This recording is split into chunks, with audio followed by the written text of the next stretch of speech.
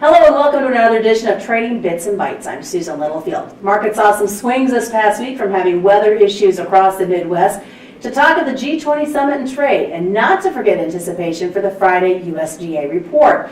Jeff Peterson joins us today from Heartland Farm Partners, and we are, of course, going to be looking at some market movers and what we're thinking happens in the trade this week, including what do you see in the highs in the corn market, and have we seen highs in the soybean market?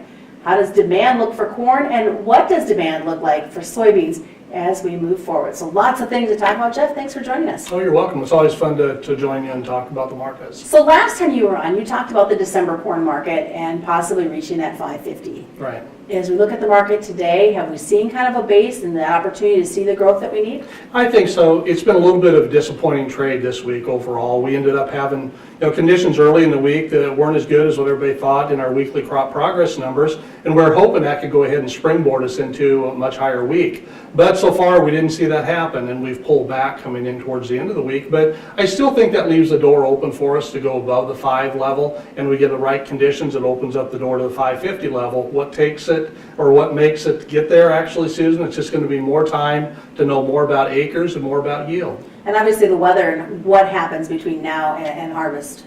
Oh, most definitely. That's a big part of it. That's going to be the driver overall. And the trader's perception of what's going to happen is the key driver. What about for soybeans? Have we seen a high put in for the soybeans right now? I don't think so yet. I think that one's a little bit harder because as we talk about the bean market, we know there's a lot of unknowns with African swine fever, with the situation with China on the trade, and just not knowing yet or nearly as much about the acres yet. We aren't sure how many prevent plant acres, there will be some, and nobody's even talked about how late that soybean crop got planted. And we know with a late plant, we know we are going to have lower yields, but that isn't getting factored in yet. It's just a little too early. So I don't think the highs have been put in on the bean market yet. How much pressure is going to be put on these beans then to be able to possibly see some nice numbers come harvest time? Yeah, I think, well, come harvest time, here's what I think we're going to end up happening is I think we'll get a run up in anticipation of some problems, but then I think what actually probably ends up happening on the bean market, unless we see some bigger demand factors come down the road, I think then we see a drifting lower as we move into the harvest this fall. Well, there's been, you mentioned African swine fever, and I know that there's a lot of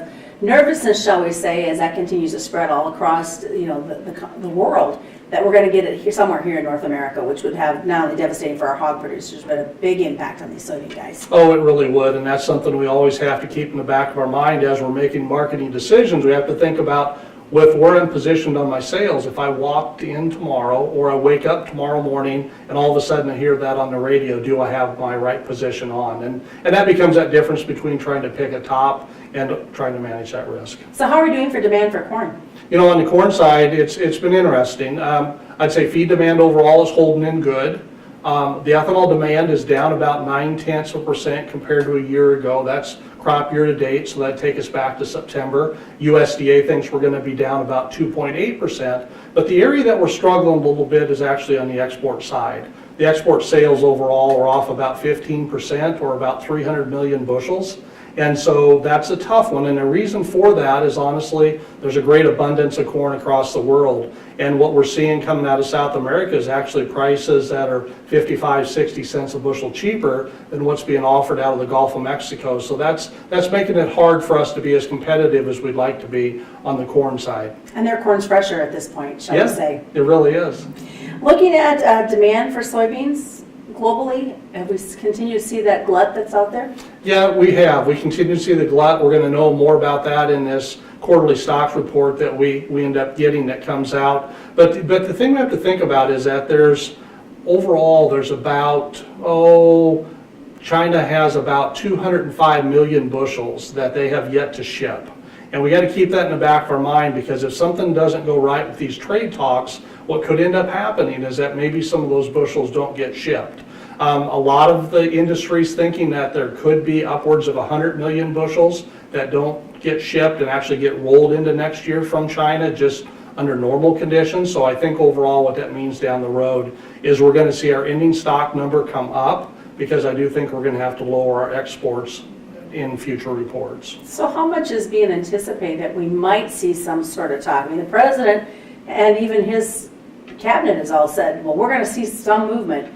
with China over this weekend at the G20 Summit? Well, let me lay it out this way, and here's kind of how I see it. I don't think we'll get a deal done, and I don't think really, if honestly anybody's realistic about their expectations, I don't think they would think that. I think the best thing that we could hope between Trump and Xi is that they agree that we need to continue our conversations going forward. We know we've already had the two trade teams talking. Okay, that's good, but not the highest level negotiators.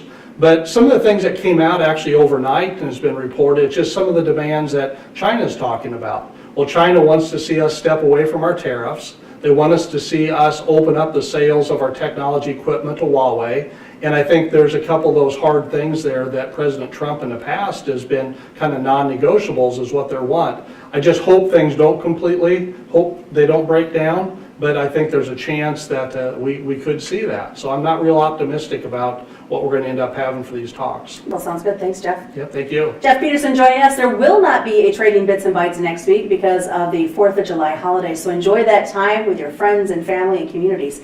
But that is Trading Bits and Bytes. I'm Susan Littlefield.